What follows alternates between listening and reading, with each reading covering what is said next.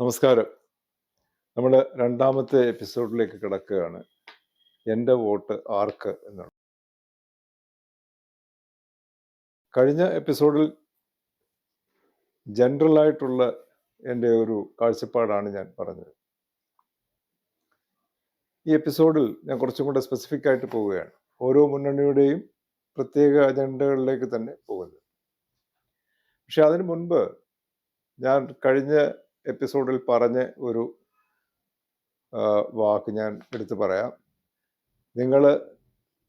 നിങ്ങളുടെ party affiliations, നിങ്ങളുടെ ideological affiliations ഇതെല്ലാം മാറ്റിവെച്ചിട്ട് സ്വന്തം ഒരു ഡിസിഷൻ ഉള്ള നിലയിൽ സ്വതന്ത്രമായി ചിന്തിച്ച് സ്വതന്ത്രമായി ഒരു തീരുമാനം എടുക്കാൻ പറഞ്ഞത്. അപ്പം അതിലേക്ക് തന്നെയാണ് ഞാനിപ്പം തുടങ്ങുമ്പോൾ അതിലേക്ക് തന്നെയാണ് വരുന്നത്. അങ്ങനെ സ്വതന്ത്രമായിട്ട് ഒരു തീരുമാനം എടുക്കണമെങ്കിൽ രണ്ട് വഴികളാണുള്ളത്. ഒന്ന്, അല്പം സമയമെടുത്ത് നിങ്ങളെ തന്നെ മനസ്സിലാക്കുക. രണ്ട്, ഈ ഇലക്ഷൻ പ്രചാരണങ്ങൾ മുഴുവൻ നടക്കുന്നുണ്ട്, ഒരുപാട് ക്യാമ്പയിൻ നടക്കുന്നുണ്ട്, ഒരുപാട് നോയ്സ് ഉണ്ട്, ഒരുപാട് ഇൻഫർമേഷൻ വന്നു പോകുന്നുണ്ട് ചാനലുകളിൽ കൂടിയും പത്രങ്ങളിൽ കൂടിയുമൊക്കെ. അതിൻ്റെ സത്യാവസ്ഥ മനസ്സിലാക്കാൻ ശ്രമിക്കുക. ഇപ്പം ഞാൻ ഓരോന്നായിട്ട് എടുക്കുക. നമ്മൾ ആരാണ്, ഞാൻ ആരാണെന്ന് ആദ്യം ഒന്ന് മനസ്സിലാക്കാൻ ശ്രമിക്കുക. ഇത് അവോയ്ഡ് ചെയ്യുന്നതാണ്. നമുക്ക് ഇഷ്ടമല്ലാത്ത കാര്യങ്ങൾ സൈക്കോളജിക്കലായിട്ട് നമ്മൾ അവോയ്ഡ് ചെയ്യും. നമ്മളെ ആരെങ്കിലും കുറ്റം പറയുമ്പോഴും നമ്മൾ കുറ്റക്കാരനാണെന്ന് നമുക്ക് തന്നെ ബോധ്യമാകുമോ എന്നുള്ള ഭയം കാരണമാണ് നമ്മൾ മിക്കവാറും ആർഗ്യുമെന്റ്സും അത് മിക്കവാറും വഴക്കിൽ കലാശിക്കുകയൊക്കെ ചെയ്യുന്നത്. അതിലേക്ക് ഞാൻ പോകുന്നില്ല. ഇപ്പം ഒരു നിമിഷം കുറച്ച് സമയം എടുത്തിട്ട് നിങ്ങൾ ആരാണ് എന്ന് ആദ്യം മനസ്സിലാക്കുക.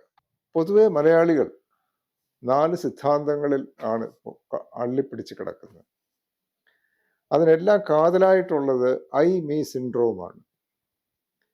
ഞാൻ മാത്രം എന്ന സിൻഡ്രോം.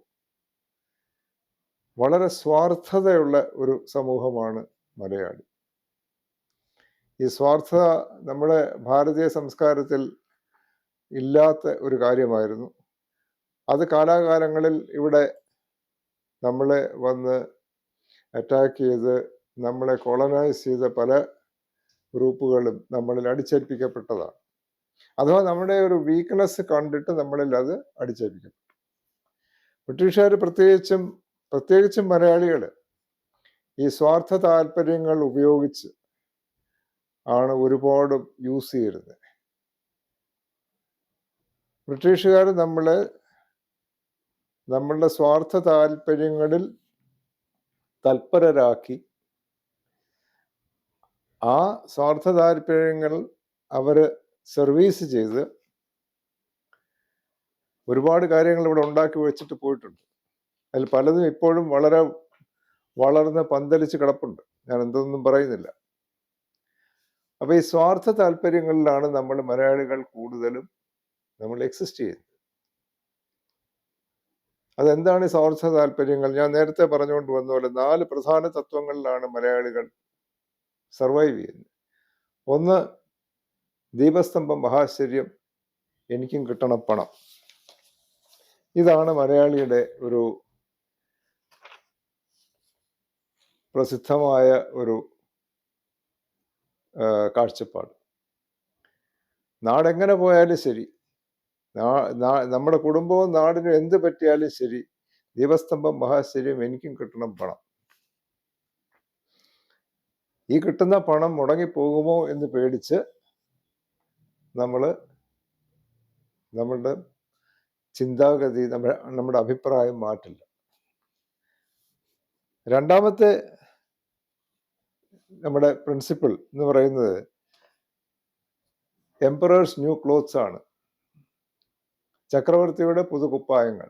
നമ്മൾ ഈ കഥ പഠിച്ചിട്ടുണ്ട്, അറിയാമോ എനിക്കറിയില്ല. നേരത്തെ പറഞ്ഞ കുഞ്ചൻ നമ്പ്യാരുടെ വരികളാണ് ഇത്. ഈ കഥ നമ്മുടെ ഫേബിൾസിലുള്ളതാണ്. അതായത് ചക്രവർത്തി കുപ്പായമൊന്നും ഇടാതെ നിൽക്കുമ്പോൾ ഒരാൾ കയറി വരികയും അദ്ദേഹത്തെ പിന്നെ ചക്രവർത്തി നഗ്നനായി നിൽക്കുന്നത് കണ്ടിട്ട് അദ്ദേഹത്തെ വകവരുത്തുമോ എന്നുള്ള പേടി കാരണം ചക്രവർത്തി എടുത്ത് പറയും എന്ത് തന്റെ കുപ്പായം എന്ന് പറയുകയും ഇദ്ദേഹം ഇങ്ങനെ വെളിയിൽ ഇറങ്ങി വരികയും എല്ലാവരും ഇദ്ദേഹത്തെ എന്ത് നല്ല കുപ്പായം കുപ്പായം എന്ന് പറഞ്ഞുകൊണ്ടിരിക്കുകയും ഒരു കൊച്ചുകുട്ടി അവിടെ നിന്ന് ചക്രവർത്തി അയ്യേ നഗ്നനാണല്ലോ എന്ന് പറയുകയും ചെയ്യുന്നതാണ് ഈ ചക്രവർത്തിയുടെ പുതുകുപ്പായം എന്ന് പറയുന്ന കഥ. മലയാളിയുടെ ഒരു വളരെ വളരെ വളരെ ഫ്രീക്വന്റ് ആയിട്ട് എവിടെയും കാണാവുന്നതാണ് ചക്രവർത്തിയുടെ പുതുകുപ്പായം. അപ്പം നമുക്ക് അഭിമതനല്ലെങ്കിൽ കൂടി ഒരാളെ സമൂഹത്തിൽ ഇച്ചിരി പ്രോമിനന്റ് ആയിട്ടുള്ളവരോ പ്രോമിനന്റായി നമ്മൾ നേരത്തെ പറഞ്ഞ പോലെ ദീപസ്തംഭം മഹാശ്ചര്യം കാരണം പൊങ്ങി വരുന്നവരോ പറയുകയാണ് ഇദ്ദേഹമാണ് നമ്മുടെ ലീഡർ എന്ന് പറഞ്ഞാൽ ബാക്കി എല്ലാവരും അതുപോലെ കുനിഞ്ഞ് തൊഴുത് നിൽക്കും, അവരും അത് ഏറ്റുപാടും. ഇപ്പൊ ഞാൻ ഈ പറയുന്ന മലയാളികളെല്ലാം ഇതിനെ 4 തത്വങ്ങളെ കെട്ടിപ്പിടിച്ച് കിടക്കുന്നവരാണെന്ന് പറയുമ്പോൾ എൻ്റെ കൂടെ ഇതെന്താണെന്ന് വിശകലനം ചെയ്യാതെ പറയുന്ന കുറെ ആൾക്കാർ കൂടും. ഞാൻ അത് അങ്ങനെ വേണമെന്ന് പറയുന്നില്ല, ഇത് നിങ്ങൾ വിശകലനം ചെയ്തോളൂ. ചക്രവർത്തിയുടെ പുതുകുപ്പായമാണ് വേറൊരു. നിങ്ങൾ അതിലാണോ ഈ വോട്ട് ചെയ്യാൻ പോകുന്നത് എന്ന് ആലോചിക്കുക. ഒരു 10 പേര് പറയുന്നത് കാരണം ഞാനും പോയി അത് കുത്തിക്കളയാം, അതാണോ നോക്കുക. അതാണ് ഞാൻ പറയുന്നതിൻ്റെ ഉദ്ദേശം. അടുത്ത ഒരു സിദ്ധാന്തം നമ്മൾ അള്ളിപ്പിടിച്ച് കിടക്കുന്നത് 6 blind men and the elephant എന്ന് പറയുന്നത്. 6 അന്ധന്മാരും ഒരു ആനയും. ഇപ്പം അന്ധന്മാരടുത്ത് ചോദിക്കുകയാണ് ആന എങ്ങനെ ഇരിക്കും, ഒരാൾ കാലിലാണ് പിടിക്കുന്നത്, അയാൾ പറയുന്നത് ഇങ്ങനെ തൂണ് പോലിരിക്കും എന്ന് പറയുന്നത്. ഒരാൾ തുമ്പിക്കൈയിലാണ് പിടിക്കുന്നത്, അയാൾ തുമ്പിക്കൈയാണ് പോലാണ് ആന എന്ന് വർണ്ണിക്കും. അതാണ് 6 blind men and the elephant എന്നുള്ളതിൻ്റെ ആ ഒരു കഥ. മലയാളി അതിൽ വളരെ കള്ളിപ്പിടിച്ച് കിടക്കുന്ന ഒരു കൂട്ടരാണ്. ഞാനും മലയാളിയാണ്, ഞാൻ എന്താന്ന് പറയുന്നില്ല. അപ്പൊ അത് നോക്കുക. ഞാൻ ഈ പാർട്ടിക്കാണ് കുത്തിയിരുന്നത്, ഞാൻ ഇവർക്കേ കുത്തു, ഈ പാർട്ടി എന്ന് പറഞ്ഞാൽ ഇങ്ങനാണ് അങ്ങനാണ്, ഇവിടെ എന്താ നടക്കുന്നതെന്നുള്ള ആലോചിക്കുക. ലാസ്റ്റ് 4-മത്തെ സിദ്ധാന്തം കയ്യൂക്കുള്ളവൻ കാര്യക്കാരൻ. അതൊരു അഹങ്കാരമായിട്ടും ബാക്കി എന്ത് നടന്നാലും ശരി ഞാൻ പറയുന്നത് നടക്കൂ, അല്ലെങ്കിൽ അദ്ദേഹം പറയുന്നത് നടക്കൂ, അദ്ദേഹം പറയുന്നത് നടന്നാൽ മതി എന്നുള്ള ഒരു ചിന്താഗതി. ഈ 4 ചിന്താഗതികളിൽ ആണോ നിങ്ങൾ പോയി വോട്ട് ചെയ്യുന്നത് എന്ന് നിങ്ങൾ നോക്കുക. അതാണ് ഞാൻ പറഞ്ഞത്, നമ്മൾ ആരെന്ന് ആദ്യം മനസ്സിലാക്കുക. ഇതിൽ നിന്ന് നിങ്ങൾക്ക് ഡിറ്റാച്ച് ചെയ്യാമെങ്കിൽ നിങ്ങൾക്ക് ഏതാണ്ട് ഒരു നല്ല ഡിസിഷൻ എടുക്കാൻ കഴിയും. ഇനി ഞാൻ അടുത്ത 2-മത്തെ ക്വാളിറ്റിയിലേക്ക് വരും. എന്താണ്? പ്രചാരണങ്ങളെ നിങ്ങൾ വിശകലനം ചെയ്തിട്ട് അതിൽ സത്യമായിട്ടുള്ളത് മാത്രം എടുക്കുക. ഇന്ന് മാധ്യമങ്ങൾ എന്ന് പറയുന്നതെല്ലാം സത്യം, സത്യമായിട്ട്, സത്യസന്ധം, സത്യം മാത്രം, എല്ലാ മാധ്യമങ്ങളും അതാണ്. ഞാൻ മാധ്യമങ്ങളെ കുറ്റം പറയുന്നില്ല, അത് അവരുടെ സർവൈവലാണ്. പക്ഷേ മാധ്യമങ്ങളെ സ്വീകരിക്കുന്നവർ ഒരു ലെവലിന്റെ മുകളിലാണെങ്കിൽ മാധ്യമങ്ങളും തനിയെ പോകും. ഞാൻ തിരുവനന്തപുരം നഗര റോഡ് വികസന പദ്ധതിയിൽ ഇരിക്കുമ്പോൾ ആ പദ്ധതി നിന്നു പോകുന്നൊരു സമയം വന്നപ്പോൾ ആദ്യത്തെ 3-മത്തെ വർഷം, 1 വർഷത്തോളം ഞാൻ പല കാര്യങ്ങളും ഞാൻ ആലോചിച്ച് നോക്കി, ഒന്നും ചെയ്തില്ല. ഞാൻ എന്ത് ചെയ്യണം എന്നുള്ള ഏതാണ്ട് 1 വർഷത്തോളം ഞാൻ ഇരുന്ന് ചിന്തിച്ചുകൊണ്ടിരുന്നു. വേറെ പണി ഉണ്ടായിരുന്ന ഇടയിൽ കിട്ടുന്ന സമയം മുഴുവൻ എങ്ങനെ ഇത് മുമ്പോട്ട് കൊണ്ടുപോകാം എന്നുള്ള ഒരു ആലോചനയിലായിരുന്നു.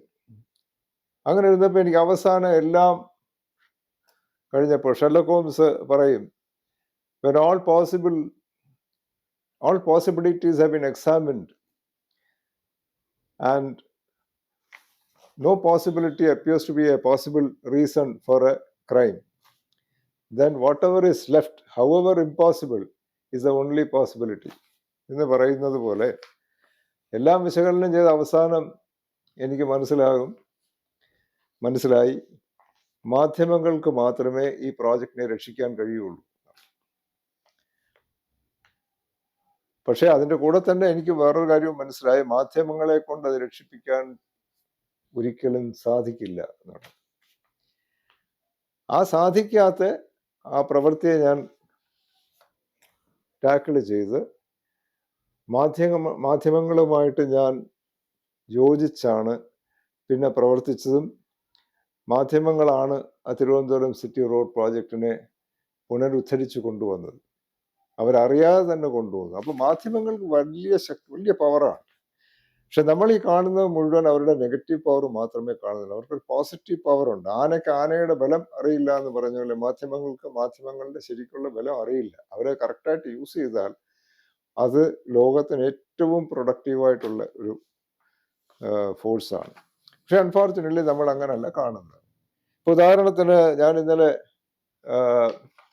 ശ്രീ ജയശങ്കർ വരുന്ന ഒരു പരിപാടിയിൽ വരും എന്ന് പറഞ്ഞൊരു പരിപാടിയിൽ പങ്കെടുത്തു. അവിടെ ശ്രീ രാജീവ് ചന്ദ്രശേഖറും ശ്രീമതി ശ്രീലേഖ മാഡവും ഉണ്ടായിരുന്നു. രാജീവ് ചന്ദ്രശേഖർ സംസാരിച്ചു, കുറച്ചു നേരം സംസാരിച്ചു. ശ്രീലേഖ മാഡം സംസാരിച്ചു, നല്ലവണ്ണം സംസാരിച്ചു. രാജീവ് ചന്ദ്രശേഖർ ഇതിൻ്റെ ഇടയ്ക്ക്, ക്യാമ്പയിൻ്റെ ഇടയ്ക്കാണ് അവരവിടെ വന്നത്. അപ്പോൾ തീർച്ചയായിട്ടും അദ്ദേഹം ഇതിൻ്റെ ഇടയ്ക്ക് എക്സ്ക്യൂസ് പറഞ്ഞ്, ഞങ്ങളടുത്ത് പറഞ്ഞില്ല, ഡയസിൽ ഇരിക്കുന്നടുത്ത് പറഞ്ഞിട്ട് ഇറങ്ങിപ്പോയി. ശ്രീലേഖ മാഡം ഇറങ്ങിപ്പോയി. ഇന്നിപ്പോൾ രാവിലെ പത്രങ്ങൾ നോക്കുമ്പോൾ ശ്രീലേഖ മാഡത്തിന്റെ പേര് ജയശങ്കർ പറഞ്ഞില്ല എന്നും പറഞ്ഞ് പിണങ്ങി ഇറങ്ങിപ്പോയി എന്നാണ് എഴുതിയിരിക്കുന്നത്. അങ്ങനെ ഒരു സംഭവമേ ഉണ്ടായിട്ടില്ല. അപ്പൊ അവിടെ വരാത്ത 160 പേര്, വന്ന 160 പേരല്ലാതെ തിരുവനന്തപുരം നഗരത്തിലെ 12 ലക്ഷം പേരിൽ ബാക്കിയുള്ള ആൾക്കാർ മുഴുവൻ പൈസ കൊടുത്ത് വാങ്ങിക്കുന്ന, അവരുടെ പൈസ കൊടുത്ത് വാങ്ങിക്കുന്ന പത്രത്തിൽ അവരെ ഈ പത്രം മനസ്സിലാക്കിപ്പിക്കുന്നത് ഇവർ പിണങ്ങിപ്പോയി എന്നാണ്. ഇത് തെറ്റാണ്. അപ്പം ഇനിയിപ്പോൾ നമുക്ക് ഈ മാധ്യമങ്ങളെ നമുക്ക് നന്നാക്കാൻ പറ്റില്ല, പക്ഷെ നിങ്ങൾ നന്നാവും. നിങ്ങൾ ഇതൊന്നും വിലക്കെടുക്കാതിരിക്കുക. അങ്ങനെ ശ്രീലേഖ മാഡം പിണങ്ങി പോയിട്ടുമില്ല, ഒന്നുമില്ല. അവർക്ക് അതിൻ്റെ ഇടയ്ക്ക് ഒരു കോൾ വന്നു. ആ കോൾ അറ്റൻഡ് ചെയ്യാനായിട്ട് വെളിയിലോട്ട് പോയി. കുറച്ച് കൂടുതൽ സമയം എടുത്തു എന്ന് തോന്നുന്നു. അവിടെ വെച്ച് എന്തിനെയോ പറ്റി ഇവർ സംസാരിക്കുന്നുണ്ട്. അത് മുഴുവൻ ചാനലുകാർ എടുത്തിട്ട് ഈ ഒരു പരിവേഷത്തിലാണ് അത് ഇടുന്നത്. ഇവർ പിണങ്ങി നിൽക്കുകയാണെന്നുള്ള പരിവേഷത്തിൽ. അത് വിഡ്ഢികളായ നമ്മളത് വിശ്വസിക്കുകയും ചെയ്യും. ഞാൻ ഉൾപ്പെടെയുള്ള വിഡ്ഢികൾ അത് വിശ്വസിക്കുകയും ചെയ്യും. പക്ഷെ ഈ പരിപാടി കുറച്ച് കഴിയുമ്പോൾ മാറും. ഞാൻ ഈ പറഞ്ഞത്, നമ്മൾ ആരെന്നുള്ള വിശകലനം ചെയ്യാൻ നിങ്ങൾക്ക് കഴിവുണ്ടെങ്കിൽ ഇത് മാറും, തീർച്ചയായിട്ടും മാറും. അതുകൊണ്ട് ഈ മാധ്യമങ്ങളുടെ, നമ്മൾ ആരെന്ന് ആദ്യം വിശകലനം ചെയ്യുക, അത് കഴിഞ്ഞ് മാധ്യമങ്ങളിൽ കൂടി വരുന്ന ഇൻഫർമേഷൻ നമ്മൾ പ്രോപ്പറായിട്ട് അനലൈസ് ചെയ്തിട്ട് നമ്മൾ എടുക്കാവൂ. ഈ രണ്ട് കാര്യം ചെയ്തു കഴിഞ്ഞാൽ നമുക്ക് ഒരു നല്ല ഒരു MLA തിരഞ്ഞെടുക്കാൻ കഴിയും എന്നുള്ളതിന് യാതൊരു സംശയവുമില്ല. ഇത് പറഞ്ഞിട്ട് ഞാൻ അടുത്ത എപ്പിസോഡിൽ നമ്മൾ ഓരോ പാർട്ടിയുടെയും പ്ലസ് പോയിന്റ്സും മൈനസ് പോയിന്റ്സും ഒന്നൊന്ന് ബ്രീഫായിട്ട് വിശകലനം ചെയ്യും. അത് കഴിയുമ്പോൾ നിങ്ങൾക്ക് പിന്നെ നിങ്ങളുടെ ഡിസിഷൻ എടുക്കുവാനുള്ള തയ്യാറെടുപ്പിലേക്ക് പോകാം. ഇന്ന് ഞാനിവിടെ വെച്ച് നിർത്തുന്നു. നിങ്ങൾക്ക് നമസ്കാരം.